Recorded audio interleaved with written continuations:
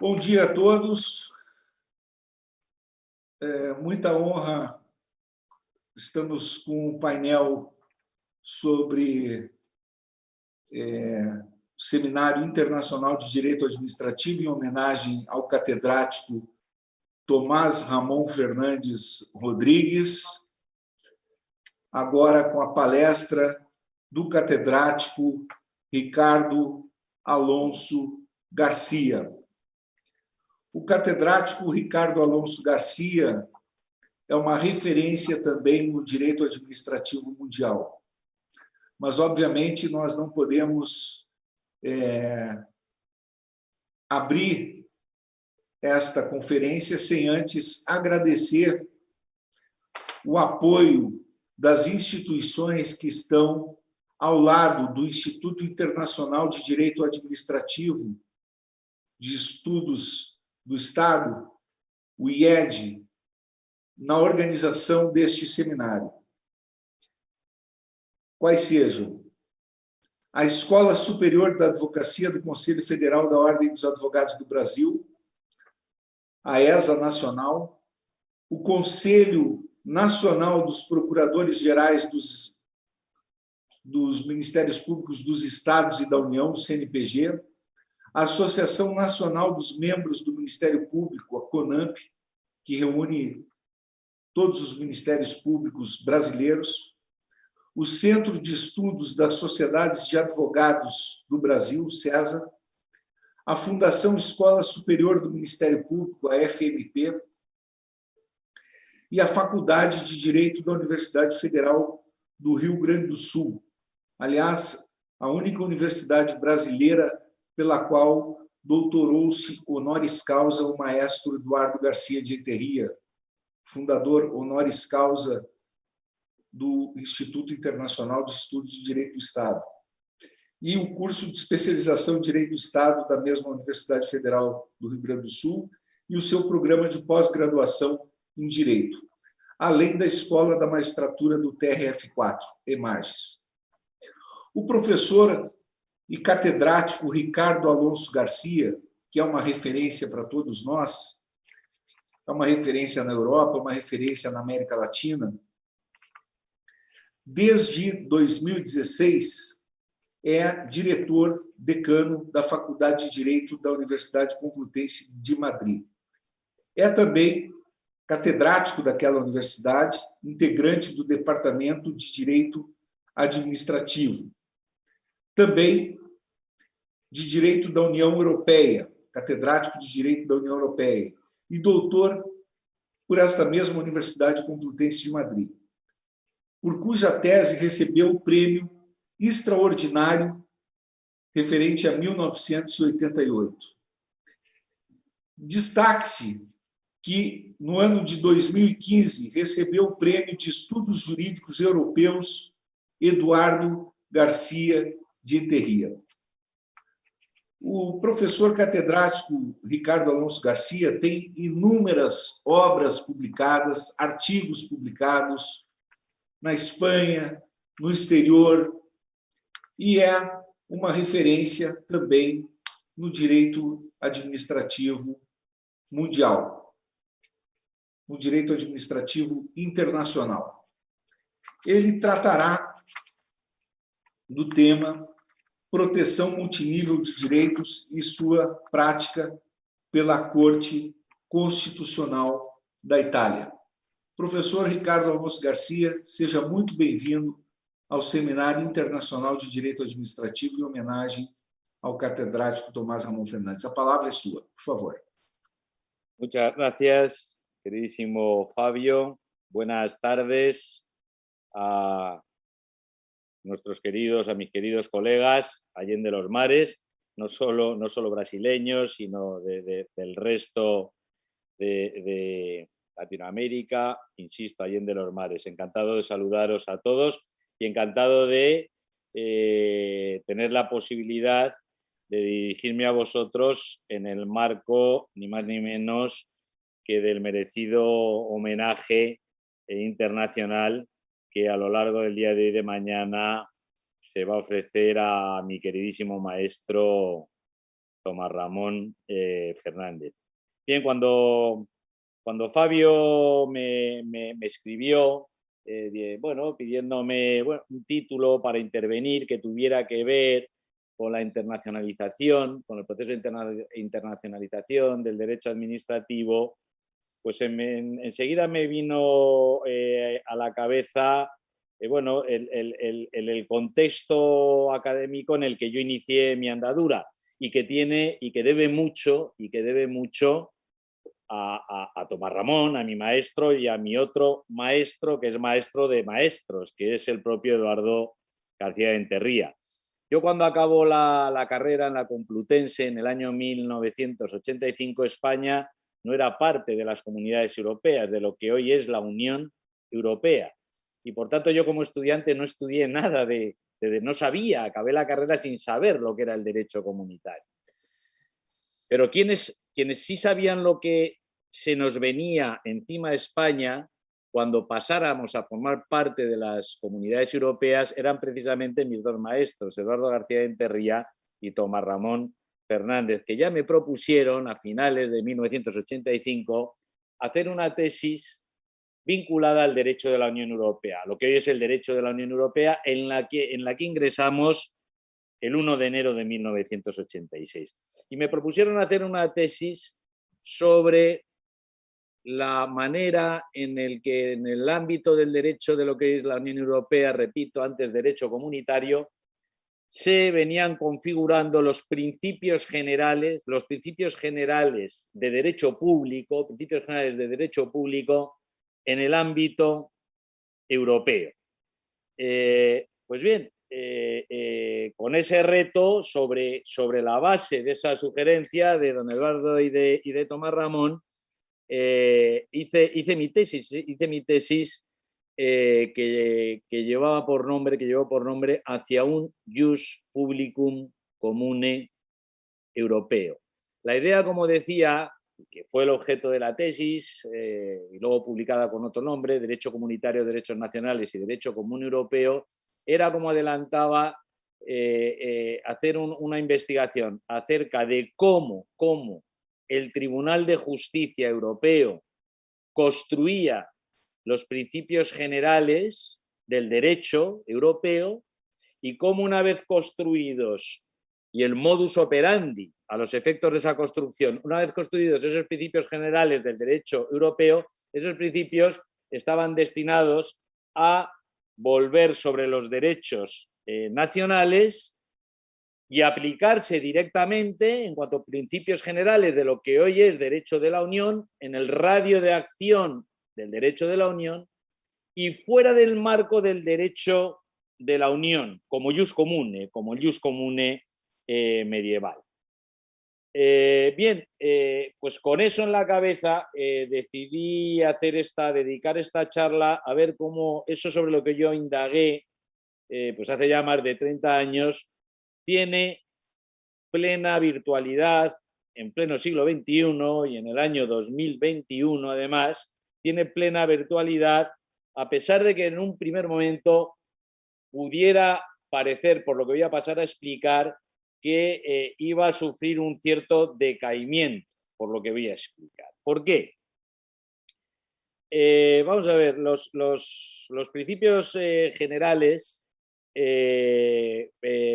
fueron construidos han venido siendo construidos desde los orígenes del nacimiento de las comunidades europeas por el Tribunal de Justicia a golpe de sentencia. Es decir, cada vez que el Tribunal de Justicia se encontró ya en los orígenes de su funcionamiento con una cuestión vinculada al derecho público que no tuviera una respuesta desde el derecho positivo europeo o que teniendo una respuesta a esta resultara insuficiente, el Tribunal de Justicia cubría esas lagunas por la vía, como señalaba, de los construyendo a golpe de sentencia principios generales del derecho que dieran respuesta a esas lagunas. ¿Y cuál era el modus operandi del Tribunal de Justicia? El modus operandi del Tribunal de Justicia era recurrir a los derechos nacionales. Es decir, el Tribunal de Justicia, ante una laguna o ante un océano ante un problema a la que el derecho positivo no daba respuesta, analizaba cómo abordaban ese mismo problema los distintos derechos nacionales, los distintos derechos de los Estados miembros que entonces integraban las comunidades europeas. Y sobre la base de ese análisis de derecho comparado, el Tribunal de Justicia extraía la síntesis europea que quedaba plasmada, insisto, a modo de un determinado principio general del derecho, plasmado y recogido en la correspondiente sentencia del Tribunal de Justicia. Bien, como principios generales de especial importancia, que fue construyendo el Tribunal de Justicia a lo largo de toda la segunda mitad del siglo XX, figuraron los derechos fundamentales de la Unión Europea. Es decir, en principio, las líneas rojas que marcaría el derecho con mayúsculas al poder público europeo de cara a la intervención del poder público europeo frente a los ciudadanos. ¿Cuál es el problema que se planteó en los orígenes de las comunidades europeas? Que las comunidades europeas carecieron en sus orígenes de un catálogo escrito de derechos fundamentales. El derecho comunitario que nace en la década de los 50 nace desprovisto de un catálogo escrito de derechos fundamentales similar a los catálogos nacionales de derechos fundamentales que estaban en las constituciones de todos los Estados miembros fundadores. Bien, eso ha sido así durante todo el siglo XX. Es decir, que a lo largo de todo el siglo XX las comunidades europeas han venido funcionando sin contar con un catálogo escrito de derechos fundamentales que marcaran la línea roja de su intervención de cara al individuo. Eso significa que el poder público europeo durante medio siglo ha actuado con un cheque en blanco, sin ningún tipo de límite de cara al ciudadano europeo. La respuesta evidentemente es negativa. ¿Cuáles eran los derechos fundamentales que el administrado europeo podía esgrimir frente a las intervenciones del poder público europeo si no existía un catálogo escrito? Pues bien, los derechos fundamentales que podía esgrimir eran los derechos fundamentales que el Tribunal de Justicia, siguiendo esta técnica que acabo de explicar en la construcción de principios generales, utilizó para construir los derechos fundamentales de los ciudadanos en el ámbito de la Unión. Es decir, el Tribunal de Justicia fue construyendo durante medio siglo los derechos fundamentales de los ciudadanos de la Unión. ¿A partir de qué? A partir de un análisis de derecho comparado en el que ganaba protagonismo esencial dos fuentes de inspiración. Por un lado, las tradiciones constitucionales comunes, es decir, los catálogos nacionales de derechos fundamentales, los catálogos nacionales de los Estados miembros, y por otro lado, el Convenio Europeo de Derechos Fundamentales. Como sabrán todos ustedes, el Convenio Europeo de Derechos Fundamentales es un catálogo europeo de derechos fundamentales, pero elaborado y que vincula en una organización que no es la Unión Europea, en una organización distinta que es el Consejo de Europa, que está integrado por todos los estados de la Unión y otros muchos estados que no son de la Unión, pero que sí que lo son del Consejo de Europa, sobre todo ex repúblicas soviéticas y otros países. Repito que no son de la Unión, pero sí que integran el Consejo de Europa, por ejemplo, Islandia, por ejemplo, Turquía, etc. Bien. Sobre la base de esas dos fuentes de inspiración, por tanto, el Tribunal de Justicia fue construyendo vía pretoriana, a golpe de sentencia, los distintos derechos fundamentales que el Tribunal de Justicia extraería y haría suyos y, por tanto, del derecho de la Unión, extraídos a partir de qué, como decía, de un análisis de derecho comparado, de los catálogos nacionales y del Convenio Europeo de Derechos Humanos, a partir de los cuales el Tribunal de Justicia extraería una síntesis idónea para ganar su protagonismo en el terreno y en el marco de lo que es la Unión, de lo que hoy es la Unión Europea. Bien, esta visión va a sufrir un cambio muy importante con la entrada en el siglo XXI. ¿Y por qué va a sufrir un giro importantísimo? Porque en el año 2000 se aprueba en el ámbito de la Unión, se aprueba por la Comisión Europea, el Consejo y el Parlamento Europeo, un instrumento que hoy por hoy es crucial, sin el cual no se entiende lo que es la Unión Europea hoy, en el año 2021, que es la Carta de los Derechos Fundamentales de la Unión Europea. A partir del año 2000, la Unión Europea va a contar con un catálogo escrito de derechos fundamentales de modo similar a cómo los Estados miembros cuentan con su propio catálogo nacional de derechos fundamentales recogidos como regla general en sus propias constituciones.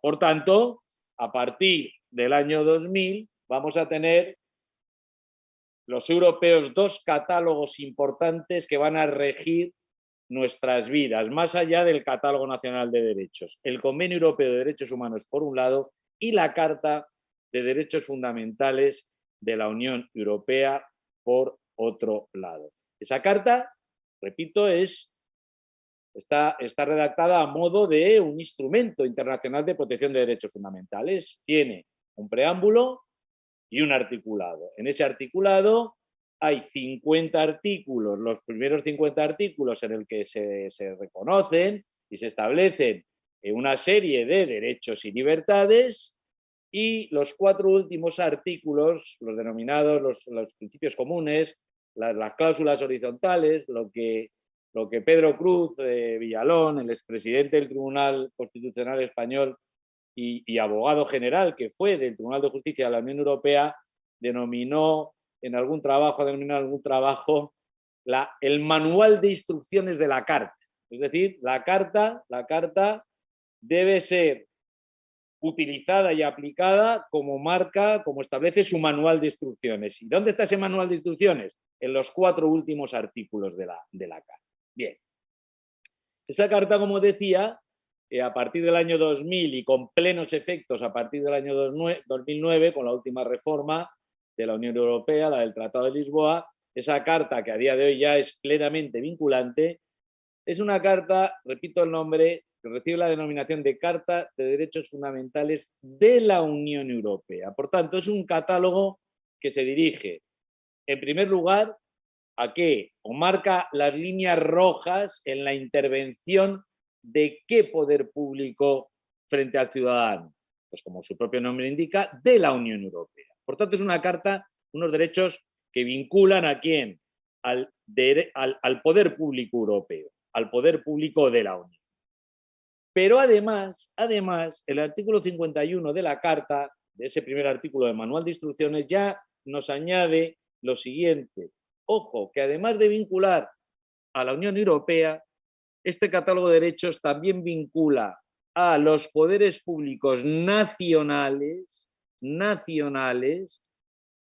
cuando esos poderes públicos nacionales actúen en el radio de acción del derecho de la Unión.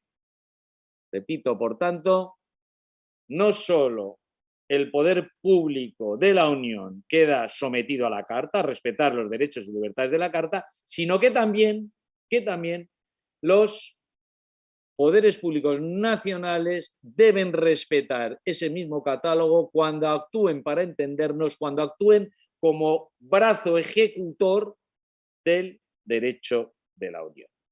Bien, dicho esto, la gran pregunta que cabría plantearse en estos momentos sería, una vez que entrados ya en el siglo XXI, el derecho de la Unión cuenta con un catálogo escrito, una Carta de Derechos Fundamentales, podría parecer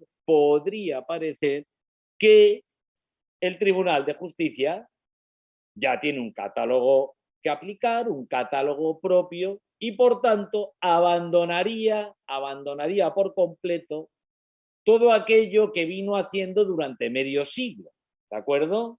Es decir, abandonaría por completo el qué, las tradiciones constitucionales comunes de los Estados miembros y el Convenio Europeo de Derechos Humanos como fuente de inspiración a la hora de crear los derechos fundamentales propios de la Unión. ¿Por qué? Porque esos derechos fundamentales ya no haría falta crearlos, porque a partir del año 2000 ya tendría la Unión esos derechos fundamentales creados y plasmados por escrito en un catálogo propio de la Unión. Por tanto, el Tribunal de Justicia puede o pudo empezar a desentenderse a partir del año 2000 de las tradiciones constitucionales comunes en el ámbito de los derechos fundamentales, como límites a la intervención de los poderes públicos y del Convenio Europeo de Derechos Humanos. Bien, la respuesta es negativa. Y la respuesta es negativa, ¿por qué? Porque así nos lo dice, de nuevo, nuevamente, el manual de instrucciones de la Carta. Efectivamente, a partir del año 2000, el Tribunal de Justicia cuenta ya con un catálogo que aplicar, como el Tribunal Constitucional Español cuenta con el catálogo interno de derechos fundamentales que aplicar, que está en la propia Constitución española. Y lo mismo hace la Corte Constitucional Italiana con el catálogo de derechos fundamentales que está plasmado en la Constitución italiana. Y así Tribunal Constitucional con Tribunal Constitucional. Por tanto, podría pensarse en un primer momento, ya cuenta con su propio catálogo el Tribunal de Justicia, ya es libre de interpretar ese catálogo a su manera y olvidarse de qué, de lo que van diciendo los tribunales constitucionales nacionales en relación con los derechos fundamentales reconocidos en el escalón nacional y de lo que dice el convenio y el intérprete supremo del convenio, que es el Tribunal Europeo de Derechos Humanos. Bien, como decía, la respuesta no es esa. ¿Por qué? Porque así lo dice el propio manual de instrucciones de la Carta. Artículo 52. Cito manual de instrucciones, artículos 51, 52, 53 y 54. Bien, artículo 52. Apartados 2 y 3, cruciales. Esos apartados 2 y 3 marcan al Tribunal de Justicia la vía hermenéutica que tiene que seguir a la hora de interpretar los derechos fundamentales plasmados en la propia Carta. Esto me interesa mucho resaltarlo, porque el Tribunal de Justicia en alguna sentencia parece olvidarse de esto. El Tribunal de Justicia en alguna, y ya veremos lo que provocó, lo que trajo como consecuencia. El Tribunal de Justicia, claro, se encuentra con la Carta, insisto, y en alguna sentencia pareció deslizar la idea de que, bueno, que él era, en cuanto intérprete supremo del derecho de la Unión y, por tanto, intérprete supremo de la Carta de Derechos Fundamentales de la Unión, que es una norma más de rango constitucional, pero del derecho de la Unión, bueno, pues que el Tribunal de Justicia tenía la primera y la última palabra acerca de cómo debían interpretarse esos derechos fundamentales. Pues repito, eso no es así. Y de vez en cuando hay que recordárselo al Tribunal de Justicia. ¿Por qué? Porque como decía, el artículo 52 que vincula al tribunal, marca al Tribunal de Justicia un determinado camino, una determinada dirección cuando lee la Carta, cuando llega el momento de interpretar esos derechos y libertades de la Carta en una o en otra dirección. Artículo 52.3, apartado tercero. ¿Qué es lo que dice ese artículo? Dice, los derechos reconocidos en esta Carta que tengan un reflejo en el Convenio Europeo de Derechos Humanos, que son prácticamente todos, los derechos del convenio que tengan un reflejo en derechos reconocidos en el Convenio Europeo, de la Carta en el convenio, esos derechos de la Carta reflejados en el convenio deberán interpretarse con el mismo sentido y alcance, que tengan los derechos del convenio. Se sobreentiende, tal y como han sido entendidos por el intérprete supremo del convenio, que es el Tribunal Europeo de Derechos Humanos. Con otras palabras, dicho de una manera más sencilla, el Convenio Europeo de Derechos Humanos, tal y como ha sido leído por el Tribunal Europeo de Derechos Humanos, con la jurisprudencia de Estrasburgo al lado, ese convenio tiene que actuar necesariamente como herramienta hermenéutica a la hora de leer e interpretar la propia carta, sin que el Tribunal de Justicia pueda rebajar los estándares de la carta respecto de la protección que reciben en el ámbito del convenio. Puede, eso sí, es lo que dice el apartado tercero en su última frasecita, el Tribunal de Justicia puede hacer lecturas más generosas de la carta si comparado con qué, con las lecturas que Estrasburgo hace del convenio, pero tienen que ser lecturas más generosas, es decir, más protectoras para el individuo. Con otras palabras más sencillas, el Convenio Europeo de Derechos Humanos, con la jurisprudencia de Estrasburgo que le acompaña, deben actuar como ¿qué? Como estándar mínimo de protección a la hora de llevar a cabo lecturas e interpretaciones el Tribunal de Justicia de la Carta de Derechos Fundamentales de la Unión. Eso, el apartado tercero. Y el apartado cuarto, ¿qué es lo que dice? El apartado cuarto lo que dice es: cuando los derechos y libertades reconocidos en la Carta de Derechos de la Unión tengan reflejo en las tradiciones constitucionales comunes de los Estados miembros, los derechos de la Carta deberán interpretarse en armonía, es la expresión que utiliza, en armonía con esas tradiciones constitucionales comunes. Bien, ¿eso qué significa? ¿Eso qué significa? Significa que el modus operandi del Tribunal de Justicia hoy, a día de hoy, en pleno 2021, es decir, entrado ya el siglo XXI, año 2021, el Tribunal de Justicia, a la hora de leer e interpretar los derechos de la Carta, debe tener muy presente el qué, cuáles son las interpretaciones que sobre ese derecho el que se trate, el derecho, repito, de que se trate, el derecho a la inviolabilidad del domicilio, el derecho a la tutela judicial efectiva, el derecho al principio de legalidad, etc. A la hora de interpretar ese derecho plasmado en la Carta, el Tribunal de Justicia tiene que tener presente el que las lecturas que hacen los tribunales constitucionales de ese mismo derecho en el ámbito puramente interno y las lecturas que de ese mismo derecho plasmado en el convenio hace Estrasburgo con su jurisprudencia. En otras palabras más sencillas, el Tribunal de Justicia, lo vamos a ver con ejemplos, se enfrenta a cuál es el alcance que debe revestir en una determinada vertiente, por ejemplo, en la vertiente de motivación, el principio de tutela judicial efectiva, el principio de tutela judicial efectiva que está plasmado en el artículo 47 de la Carta.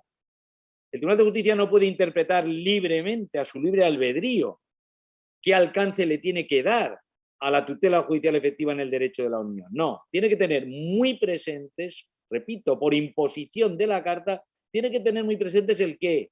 Bueno, cuáles van siendo las interpretaciones que a esa tutela judicial efectiva en su vertiente de motivación van dando los tribunales constitucionales nacionales a su propio derecho a la tutela judicial efectiva plasmado en su propia Constitución nacional, Y debe tener también en cuenta el que la lectura que de la tutela judicial efectiva del convenio, del artículo 6 del convenio, la lectura que del artículo 6 del convenio viene haciendo el Tribunal Europeo de Derechos Humanos. Y si no hace eso, ¿qué? Y si no hace eso, ¿qué? Pues se pueden producir problemas. Se pueden producir problemas. Y aquí es a donde entro en la segunda parte de mi intervención, que lleva por título ¿Cómo pone en práctica todo esto la Corte Constitucional italiana y las consecuencias que ha tenido para la Unión? Si me han seguido ustedes la línea de mi intervención hasta ahora he querido recalcar dos aspectos esenciales. Primero, el Tribunal de Justicia no puede ser un tribunal soberbio, no puede ser un tribunal arrogante, no puede ser un tribunal soberbio y arrogante en el sentido de que, de ser un tribunal que solo se mira a su propio ombligo. ¿Por qué? Vuelvo a repetir, porque se lo prohíbe el artículo 52. Tiene que leer la carta no de manera aislada, sino teniendo en cuenta lo que dicen los tribunales constitucionales nacionales sobre ese derecho y lo que dice el Tribunal Europeo de Derechos Humanos sobre el derecho de que se trate en cuestión. Eso por un lado. Pero por otro lado, es igualmente importante el qué, ojo a esto, igualmente importante el qué. Que los tribunales constitucionales nacionales sepan qué rol tienen que desempeñar, qué papel están llamados a desempeñar a la hora de auxiliar, de ayudar al Tribunal de Justicia de la Unión Europea en las interpretaciones, en las lecturas que el Tribunal de Justicia haga de la propia carta. Esto es muy importante. No se trata solo de que el Tribunal de Justicia lea lo que dicen los tribunales constitucionales nacionales y el Tribunal Europeo de Derechos Humanos. Se trata de eso, pero además de otra cosa más importante. Se trata de que los tribunales constitucionales nacionales sean conscientes de que ellos pueden desarrollar un rol muy activo ayudando al Tribunal de Justicia, aportando al Tribunal de Justicia líneas de interpretación de la Carta a partir de sus propias tradiciones constitucionales nacionales. Bien, y eso es lo que ha hecho, y muy bien hecho, la Corte Constitucional italiana. ¿Cómo pueden desempeñar los tribunales constitucionales nacionales ese rol activo, no convertirse en roles pasivos? No se trata de decir, bueno, ahí tiene usted mi jurisprudencia, léasela, Tribunal de Justicia. No, se trata de llevar a cabo, desarrollar un rol activo, guiando al Tribunal de Justicia en la lectura por el Tribunal de Justicia de la Carta de Derechos Fundamentales en armonía, como marca el 52.4, con las propias tradiciones constitucionales comunes. ¿A través de qué vía pueden ejercitar ese rol tan crucial los tribunales constitucionales? Bien, pues a partir, echando mano o haciendo uso de una técnica procesal, de un mecanismo procesal que es el más importante de todo el sistema judicial europeo. Es más, de un mecanismo judicial sin el cual hoy no existiría la Unión Europea. Que no porque lo diga yo, Ricardo Alonso, que también, pero no porque lo diga yo, sino porque lo dice el Tribunal de Justicia. El Tribunal de Justicia ya ha calificado la cuestión prejudicial europea, y esta es la expresión que ha utilizado ya en varias sentencias, como piedra angular, la cuestión prejudicial es la piedra angular del sistema jurídico de la Unión. Muy rápidamente, ¿qué es la cuestión prejudicial? Cada vez que un juez nacional, en el marco de un litigio concreto, tiene que manejar o aplicar derecho de la Unión, si tiene dudas sobre cómo se tiene que interpretar ese derecho de la Unión, ¿qué es lo que hace? Suspende el litigio y eleva al Tribunal de Justicia esa duda interpretativa, esa duda acerca de cómo hay que leer y entender el derecho de la Unión para aplicarlo y resolver el litigio concreto que tiene encima de la mesa. ¿Por qué es crucial la cuestión prejudicial? Se pueden ustedes imaginar. Si una norma de la Unión, cualquier norma de la Unión que es única, incluida la Carta de Derechos Fundamentales de la Unión, que es una norma de la Unión, si estuviera sometida a 27 interpretaciones distintas, es decir, 27 interpretaciones distintas procedentes de los 27 poderes judiciales de los 27 Estados miembros, nos encontraríamos con que el derecho de la Unión sería un derecho de la Unión sobre el papel, pero en la práctica no tendríamos un derecho de la Unión, tendríamos 27 derechos nacionales, cada cual interpretando y aplicando a su manera el derecho de la Unión. Para evitar eso, los padres fundadores del derecho de la Unión se inventaron este mecanismo. Los jueces nacionales se dirigen al juez intérprete último y supremo del derecho de la Unión para que ese juez único, intérprete último y supremo, único en el sentido de uno, último y supremo del derecho de la Unión, diga a todos los poderes judiciales nacionales cómo hay que leer y entender esa norma única común que es la norma europea. Pues lo mismo sucede con la Carta de los Derechos Fundamentales de la Unión. ¿Cómo ha entablado, cómo ha sabido la Corte Constitucional italiana desempeñar ese rol activo a la hora de influir la Corte Constitucional italiana en las lecturas que el Tribunal de Justicia vaya haciendo de la Carta? ¿Cómo? Planteando cuestiones prejudiciales al Tribunal de Justicia. Es decir, ahora lo voy a explicar, los dos casos que ha habido con dos ejemplos muy concretos. Es decir, la Corte Constitucional llega a un momento en que cree que el Tribunal de Justicia en un caso se ha equivocado, ahora volveré sobre ello, al leer la carta, y en el otro caso se adelanta y ofrece al Tribunal de Justicia una lectura de la carta. ¿Qué es lo que hace? Plantea cuestión prejudicial al Tribunal de Justicia, proponiendo al Tribunal de Justicia una determinada lectura de la Carta de los Derechos Fundamentales de la Unión. Y en los dos casos que voy a exponer muy rápidamente, fueron asumidas por el Tribunal de Justicia y fueron asumidas para bien. Primer ejemplo. El primer ejemplo, estoy hablando de ejemplos muy recientes. Yo creo que por eso esto es una charla muy actual. El primer ejemplo es una sentencia del año 2017. El segundo ejemplo es una sentencia del mes pasado.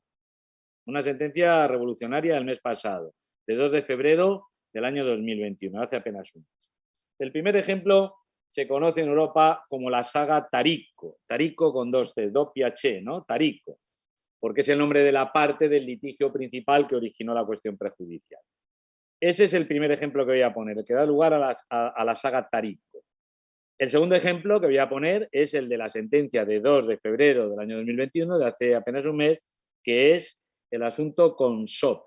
Consob es el acrónimo italiano de la Commissione Nazionale per le Società e la Borsa, Consob, es decir, en castellano, la Comisión Nacional del Mercado de Valores. Bien, saga Taricco y asunto Consob.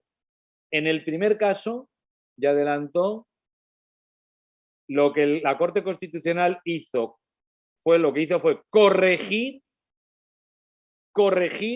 una lectura muy pobre que el Tribunal de Justicia había hecho de la Carta en relación ni más ni menos con el principio de legalidad. Es decir, adelanto, ahora explicaré rápidamente cómo. El Tribunal de Justicia hace una lectura en un momento determinado, en el año 2015, del principio de legalidad, artículo 49 de la Carta. Es una lectura muy pobre,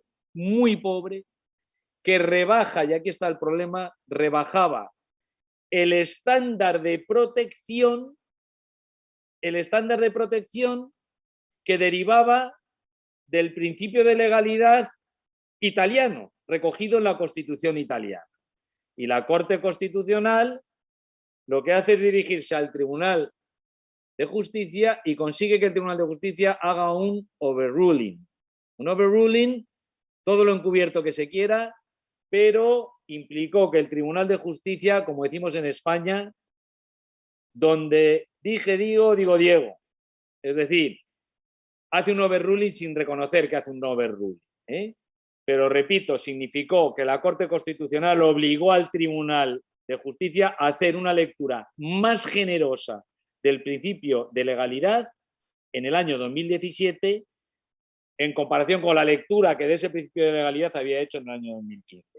El segundo ejemplo con SOP, que tiene que ver con el derecho a no autoinculparse, derecho fundamental a no autoinculparse en el marco del procedimiento administrativo sancionador, en el marco del derecho del procedimiento administrativo de carácter sancionador de naturaleza penal, añado. Bien, ahí lo que hace el tribunal, lo que hizo la Corte Constitucional, todavía más inteligente, fue adelantarse.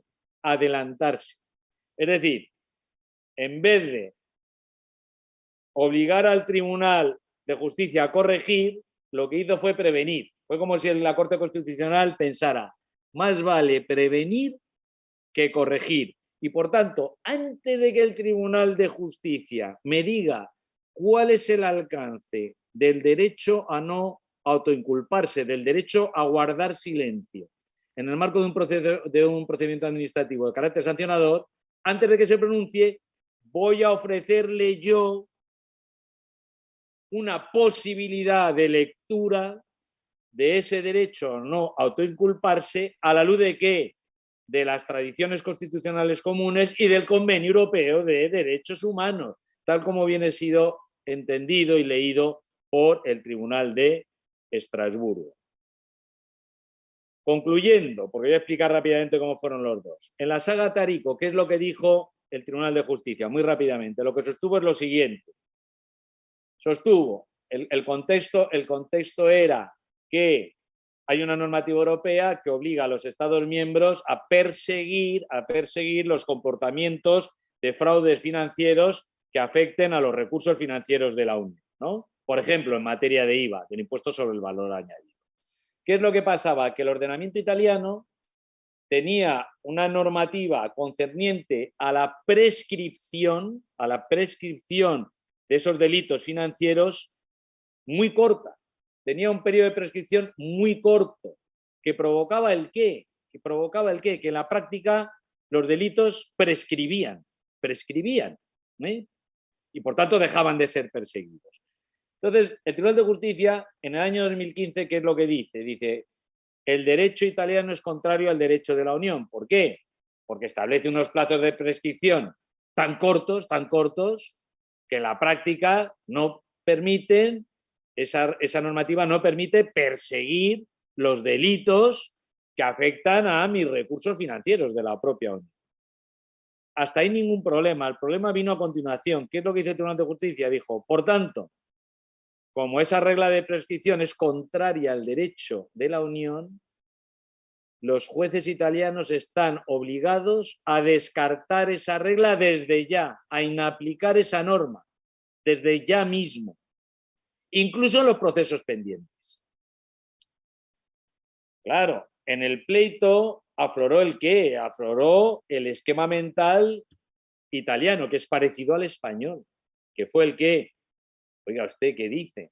Si usted me dice que yo de repente tengo que dejar de aplicar una norma de prescripción en materia penal, ni más ni menos, ¿no? En materia penal, con carácter retroactivo, eso vulnera de manera clara el principio de legalidad. Eso va en contra del principio de legalidad.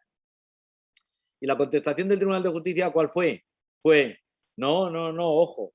El principio de legalidad solo alcanza ¿a qué? Al derecho penal material. Material. Es decir, a la definición del delito, a la tipificación de la conducta y a la sanción. Pero las normas de prescripción no son derecho penal material, son derecho penal formal.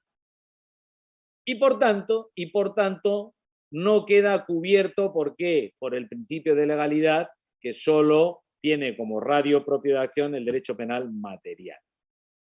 Bien, con esa contestación por parte del Tribunal de Justicia, le llega al Tribunal Constitucional italiano, a la Corte Constitucional, y la Corte Constitucional se planta y se dirige al Tribunal de Justicia y le dice, mire usted, esto no puede ser.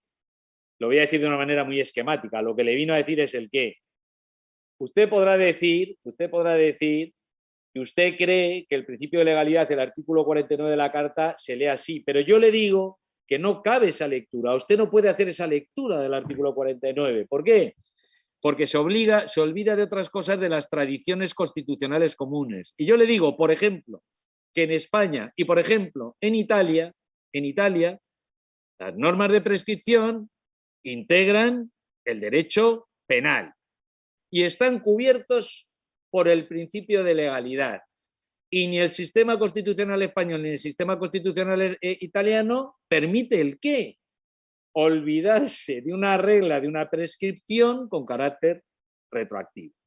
¿Qué es lo que hizo el Tribunal de Justicia en la sentencia Mas IMB, que es una sentencia del año 2017, de 5 de diciembre de 2017, asunto Mas IMB, MAS IMB, asunto 42/17, ¿qué es lo que hizo? Pues hacer propio el discurso de la Corte Constitucional.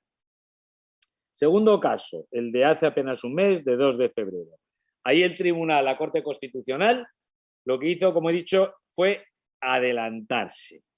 Se le plantea a la Corte Constitucional lo siguiente, en el marco de una cuestión de inconstitucionalidad, se le plantea lo siguiente. Yo tengo una ley italiana que transpone una directiva europea y esa norma italiana faculta a una autoridad administrativa, como es la CONSOB, la Comisión Nacional del Mercado de Valores, instruir expedientes que puedan concluir en la imposición de sanciones de sanciones administrativas de naturaleza penal.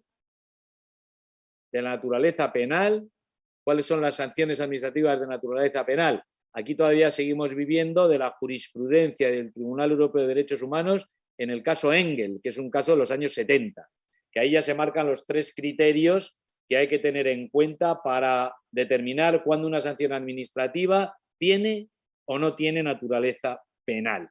Pues bien, lo que se plantea a la Corte Constitucional es lo siguiente.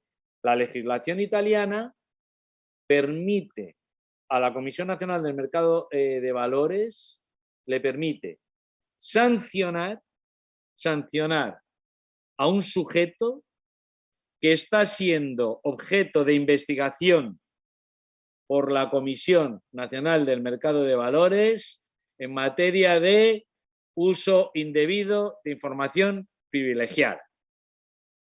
Y en el contexto de ese proceso de investigación, ese proceso puede concluir con la imposición de una sanción administrativa de naturaleza penal al sujeto infractor.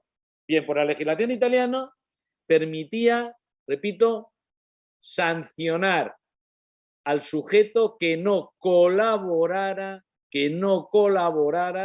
con la Comisión Nacional del Mercado de Valores en el descubrimiento de si se ha producido o no ese uso indebido de información privilegiada. Bien, ¿qué es lo que hizo la Corte Constitucional italiana? Dijo, pues miren ustedes, se dirige al Tribunal de Justicia y dice el Tribunal de Justicia, mire usted, en vez de analizar la ley desde la perspectiva de la Constitución italiana, como esta ley lo que hace es transponer una directiva europea, yo lo que le planteo es si esa directiva europea que permite eso es o no contraria a la Carta de los Derechos Fundamentales de la Unión Europea, al artículo 47, al derecho de defensa.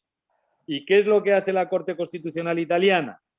Se dirige al Tribunal de Justicia proponiendo al Tribunal de Justicia una determinada lectura del alcance del derecho a no autoinculparse en el ámbito del procedimiento administrativo sancionador. Y para eso aporta el qué, la jurisprudencia del Tribunal Europeo de Derechos Humanos en relación con el derecho a no autoinculparse en el ámbito del procedimiento administrativo sancionador. Y propone al Tribunal de Justicia una lectura que el Tribunal de Justicia va a hacer suya del artículo 47 de la Carta, en virtud de la cual queda proclamado con esta sentencia el que el derecho a no autoinculparse abarca no solo el derecho a no autoinculparse en el ámbito del procedimiento penal en sentido estricto, sino también en el ámbito del procedimiento administrativo sancionador de naturaleza penal. Y que ese derecho implica no solo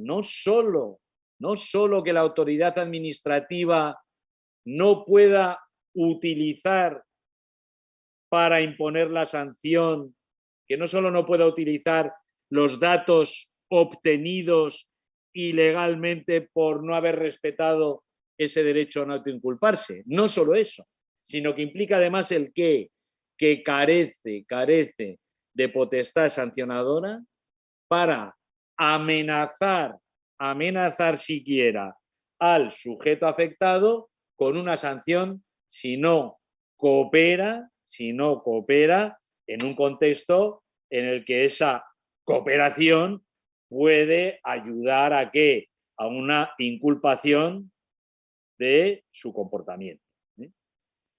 Y bueno, de esa manera concluyo. Yo creo que la Corte Constitucional italiana en estos últimos 4 o 5 años ha marcado el camino, un buen camino, a todos los tribunales constitucionales nacionales, el camino a seguir.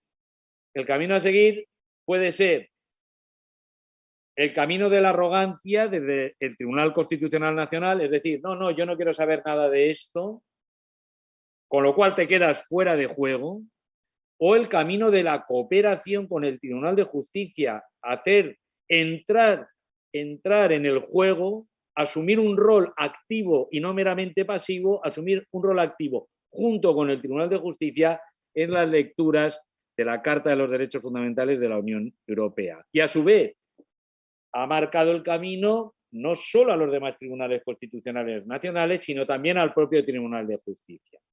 ¿Cómo? El Tribunal de Justicia tiene a su vez que abandonar cualquier posición de soberbia y de arrogancia y de estar muy receptivo a las lecturas, a los entendimientos que hacen los tribunales constitucionales nacionales y el Tribunal Europeo de Derechos Fundamentales del derecho fundamental o de la libertad fundamental en juego. Y a partir de ahí construir todos lecturas comunes, en definitivas, de ese derecho fundamental en juego, que es el que está traducido en la Carta. Pues esto es todo por mi parte. Muchas gracias, querido Fabio, y a los oyentes por su atención. Muchas gracias.